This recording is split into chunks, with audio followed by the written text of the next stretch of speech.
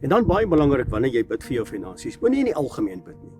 Weet jy wat, sit jou skuld op die tafel uit, sit jou water en ligte, jou karskuld, jou huisskuld, jou gees van mammon. Nou sit ek hier, nou het ek moeilikheid, help my asseblief.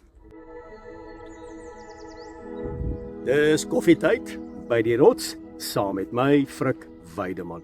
Mense, dis weer eens 'n pragtige woensdagoggend hier op die plaas te Kuilen. En ja, ouer gewoonte groet ek jou uit die hartjie van Namakwaland. Baie dankie dat jy vanoggend ingeskakel is by koffietyd saam met my. Dis altyd my voorreg om met jou te kan gesels. As ek vandag vir 5 mense sou vra, waarvoor kan ek vir jou bid?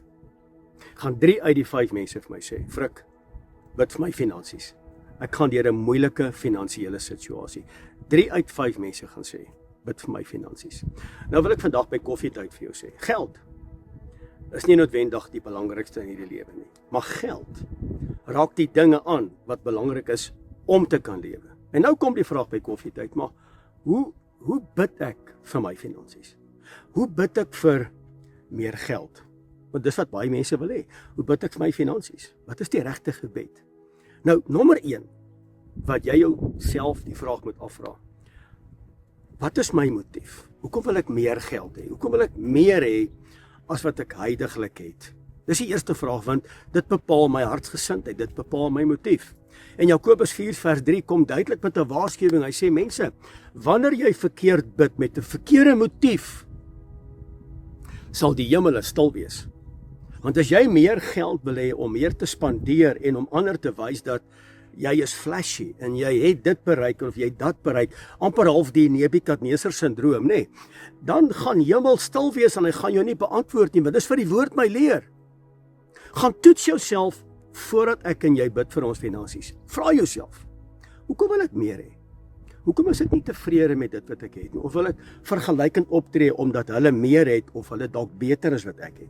Dis 'n belangrike vraag, want dit toets my motief. Hoekom ek meer geld wil hê? En ek praat nie van situasies waar ek in 'n finansiële gat is nie, of ek is in 'n seisoen waar my finansies opgedroog het nie. Ek praat nie van dit nie. En wanneer my finansies opgedroog het, dan moet ek gaan bepaal. Het ek 'n konsekwente gebedslewe? Of gebruik ek net Vader en ek roep hom net aan wanneer dit moeilik gaan, maar wanneer dit goed gaan met my, ek dink nie eens aan hom nie. Ek lees nie sy woord nie, ek spandeer nie eens tyd met hom nie. Ek sê op 'n stadium in een van my boodskappe, ek kan nie onthou wanneer ek dit gesê het nie. En ek praat met myself, nie met jou nie, ek praat met myself. Ek sê, hoe durf ek verwag dat die lewende God, die heilige van Israel, moet 100% vir my gee, as ek nie eens bereid is om 20% te gee nie? Hoe durf ek? Respekteer ek hom? Het ek 'n konsekwente, deurlopende gebedslewe, of gebruik ek hom net wanneer dit met my moeilik gaan? En dag 2 van my gebedslewe dan sê ek, ag, dit help ook buitendien nie. Hoekom bid ek? Hy het nog nie geantwoord nie. Met onrespek, hy het nog nie geantwoord nie. Mense, dan gaan ek dit nie maak nie. Daar wil ek vandag vir jou sê, hemel gaan stil wees. Mag dit vandag by koffietyd my en jou gesindheid wees, wat by Hanna was in die boek van 1 Samuel, hoofstuk 1. Waar sy gebid het, waar sy vader gerespekteer het, waar sy vooruit vir hom gesê het, wanneer u my seën met 'n kind, sal ek hierdie kind teruggee vir u, vir altyd. Vir altyd. So gaan maak jou bepalings. Gaan bepaal wat jy wil hê. Gaan bepaal jou gesindheid ten opsigte van finansies. En Vader, sê vir hom, Abba, wanneer u my seën, sal ek weer 'n seën wees vir ander. Hier is die probleem. Hier is die probleem. Ons vergeet daai beloftes. Ons maak 'n belofte wanneer ek in 'n moeilike situasie is. Abba, as jy my hierdie keer help, beloof ek gaan my tiendes bring, ek gaan dit doen, ek gaan dat doen, en wanneer dit goed gaan, dan vergeet ons dit. Ons almal is mens, ons almal doen dit. Maar hoe verwag ek dan? As ek 'n belofte gemaak het in 'n finansiële drukgang, en wanneer Vader my seën, vergeet ek vir my beloftes. Dis hoekom dit so belangrik is in die boek van Eksodus hoofstuk 20, waar Vader sê, hy sê, gedenk my Sabbatdag. Dit beteken, moenie vergeet nie. Ons vergeet so maklik van die dinge wat ons moet doen om Vader te behaag. Soos jy vandag in 'n finansiële krisis is, en jy bid tot Vader vir finansiële hulp, dan moet jy 'n deurlopende gebedslewe hê. En wanneer dit met jou goed gaan, bly in gebed, bly in jou verhouding, bly tyd spandeer met Vader. Moet hom nie gebruik as 'n vyfde wiel nie. Mense, bepaal vooruit wat jy sal doen in jou seënperiode wanneer jy gebid het dat Vader jou moet seën. En dan baie belangrik wanneer jy bid vir jou finansies, moenie in die algemeen bid nie. Weet jy wat, sit jou skuld op die tafel uit. Sit jou water en ligte, jou karskuld, jou huisskuld, jou kredietkaart, en ek hoop nie daar's kredietkaartskuld nie, maar sit alles op die tafel uit. Sê Abba, ek het droog gemaak. Ek het verkeerd gespandeer.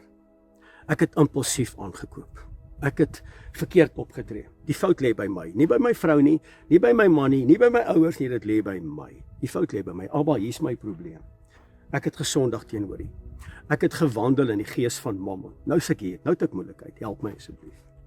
En dan moet jy spesifiek bid, soos wat Jabes gebid het in 1 Kronieke hoofstuk 4 vanaf vers 10 waar hy gesê het: seën my asseblief, vergroot my grondgebied, weerhou die onheil van my. En Elohim het hom geantwoord. Hemel was nie stil gewees nie. Sit die dagvaarding op die tafel uit. Sê Abba, ek is gedagvaar vir hierdie hoeveelheid geld. Ek het dit nie. Ek weet nie wat ek gaan doen nie, maar my oë is gerig op U. Want ek weet U sal die uitkoms gee. Wat vir my soos 'n berg lyk, is vir U 'n molshoop, want U het 'n hemelse perspektief. Ek kyk so ver soos wat my oë my toelaat, maar U is Elohim. By U is niks onmoontlik nie. Abba, hier's my probleem.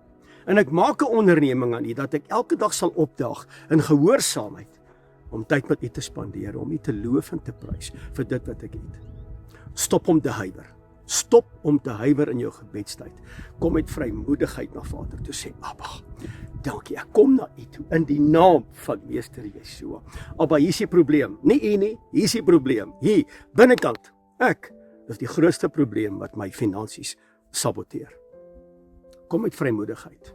En dan belangrik, wanneer jy bid vir jou finansies, wees dankbaar. Wees dankbaar. Ek sien so, mense begin dit net van selfsprekend te aanvaar.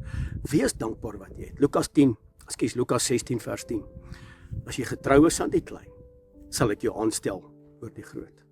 Mense, as jy nie eens R1000 effektief met wysheid en kennis kan aanwend en kan spandeer met wysheid nie, hoe op aarde kan Vader jou vertrou met R100,000? Hoe kan jy 'n nuwe kar verwag as jou eerste kar wat jy het, of die kar wat jy het altens ekskuus, lyk soos 'n varkhok? Hoe wil jy 'n nuwe huis bekom as jy nie eens jou bed opmaak nie? Jy tel nie jou klere op nie. Dit lyk soos 'n varkhok in jou huis.